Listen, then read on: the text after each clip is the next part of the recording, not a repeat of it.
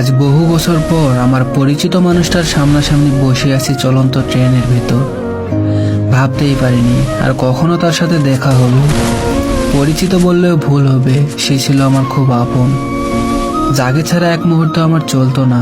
খুব ভালোবেসেছিলাম, ভেবেছিলাম এ জীবনে তার মতো করে আমাকে কেউ আর ভালোবাসতে পারবে না। পরিবারের অবাধ্য হয়ে তাকে বিয়ে করতে চেয়েছিলাম, কারণ আমাদের চেয়ে আমার ভালোবাসার মানুষের পরিবার ছিল নিম্নবিত্ত। আমি যাকে ভালোবাসি তার নাম হাসান।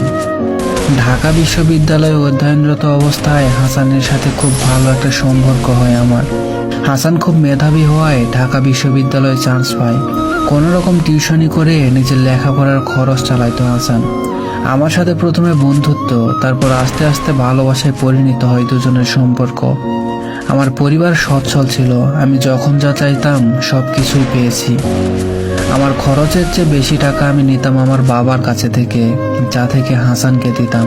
ভাবতাম যে কোনোভাবে হাসান লেখাপড়াটা কমপ্লিট হলে, ভালো একটা চাকরি পেলে আমার পরিবার অবশ্যই তাকে মেনে নেবে। হাসান পড়ালেখা শেষ করে চাকরির সন্ধান করছিল, কিন্তু পাচ্ছিল না। আমি তার 1 বছরের জুনিয়র ছিলাম। এদিকে বাড়ি থেকে আমার বিয়ের জন্য চাপ দিচ্ছিল। আমি যখন হাসানের কথা বলি, হাসানের পরিবারের অবস্থা সম্পর্কে জেনে আমার বাবা আর ভাই হাসানের সাথে আমাকে বিয়ে দিতে রাজি হয় না।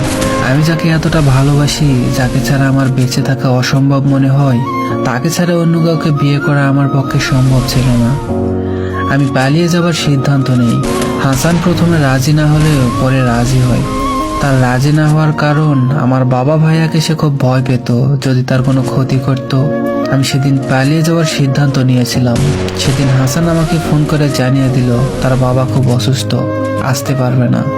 সেদিনের মতো আমাদের পালিয়ে যাওয়ার প্ল্যান বাতিল হয়ে যায়। তারপর আবার যখন হাসানকে বলি আমার বাসায় বিয়ের চাপ দিচ্ছে, তখন সে আমাকে সুইসাইড করার বুদ্ধি দেয়। বলে, তুমি সুইসাইড করতে চাইলে আমাদের বিয়েতে তোমার পরিবার রাজি হবে। আমি চাই না পরিবারের অমতে বিয়ে করতে।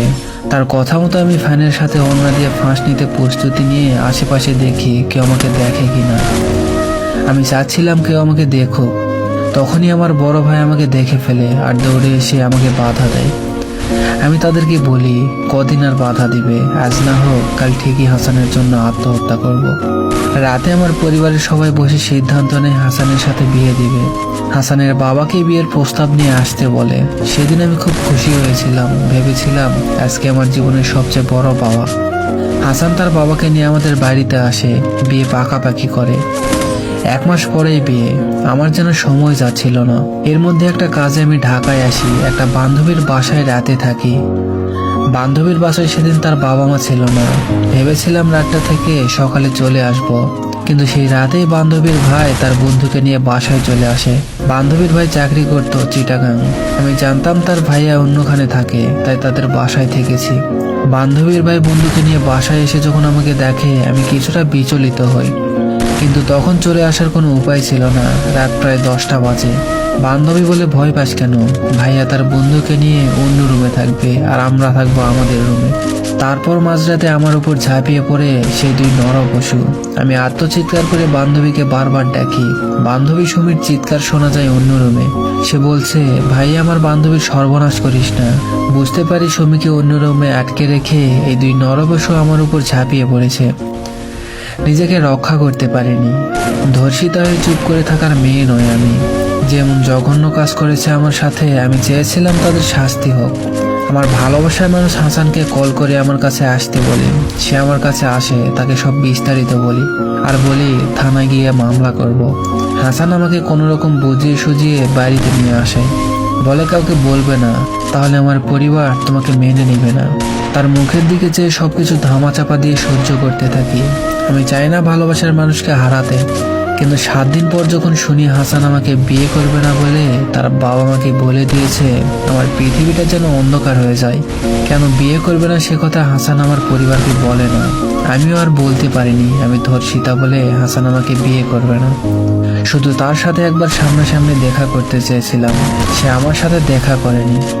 জানালা দিয়ে একটা চিরকুট দিয়ে গিয়েছিল। সেখানে লেখা ছিল, আমি পারবো না অন্য পুরুষের স্পর্শ পাওয়া কাউকে আমার নিজের স্ত্রী ভাবতে। তুমি আমাকে ক্ষমা করো। তার এই কথাটুকু আমার নিজের প্রতি ঘৃণা তৈরি করেছে। আত্মহত্যা করতে চেয়েও পারিনি।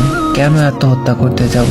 যে আমার সাথে এত বড় প্রতারণা করলো তার জন্য, নাকি সেই ধর্ষকদের জন্য? কারো জন্য নয়। সেদিন বুকে পাথর চাপা দিয়ে জীবন নিয়ে বেঁচে রয়েছি। বুঝতে পেরেছি মা বাবাই সঠিক, তারা আমাদের ভালো চায়। আমাকে বিয়ে দিয়েছে ভালো জামাই দেখে। আমি আমার স্বামীর সংসারে অনেক সুখে আছি। কখনো তাকে বলা হয়নি আমি ধর্ষিতা। অনেকবার বলতে চেয়েও ধর্ষিতা শব্দটি উচ্চারণ করতে পারিনি। শুধু একটা কথাই মনে হয়েছে, 5 বছরের ভালোবাসার সম্পর্ক এক নিমেষে শেষ করে দিতে পারেছে হাসান ধর্ষিতা হওয়ার কারণে। এখন যদি আমার স্বামীকে বিশ্বাস করে সত্যিটা বললে, আমার পরিবারের কাছে যদি বলে আপনাদের ধর্ষিতা মেয়েকে কেন আমার সাথে বিয়ে দিয়েছেন, শুধু আমি নই, সঙ্গে সঙ্গে আমার পরিবারের প্রতিটা মানুষের মৃত্যু হবে। জীবিত থেকেও মৃত্যুর কষ্ট ভোগ করবে সমাজের কাছে। না, সেটা আমি চাইনি। আজ এত বছর পর হাসানকে ট্রেনের কামরায় আবার মুখোমুখি বসা দেখে খুব ঘৃণা হচ্ছিল।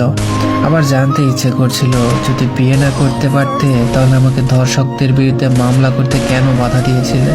কেন বলেছিলে মামলা করলে আমার পরিবার তোমাকে বউ হিসাবে মেনে নেবে না? কিন্তু তোমার পরিবার নয়, তুমি নিজেই বিয়ে করতে চাওনি ধর্ষিতা মেয়েকে। অনেকগুলো প্রশ্ন মনের ভেতর ঘুরপাক খাচ্ছিল। তখন হাসান বলে উঠলো, তুমি নীলা না? আমি বললাম হ্যাঁ। তবে চিনতে পেরেছো আমাকে? বিয়ে না করে হয়তো তুমি সতীসাধ্য স্ত্রী পেয়েছো, জীবনে অনেক সুখী হয়েছো। আল্লাহ আমাকে তোমার চেয়ে অনেক ভালো স্বামী পাইয়ে দিয়েছে।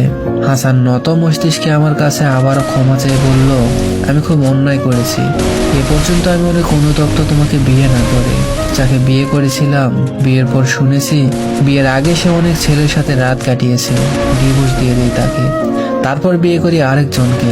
আমার সংসারে 2টো ছেলে মেয়ের জন্ম হয়। বিয়ের কিছু বছর পর জানতে পারি আমার স্ত্রী পরকীয়ায় লিপ্ত।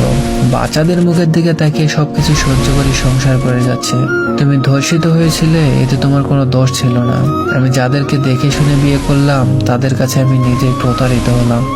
খুব করে চাইছিলাম তোমার সাথে এই জীবনে একবার হলেও যেন দেখা হয়, যাতে ক্ষমাটা চাইতে পারি।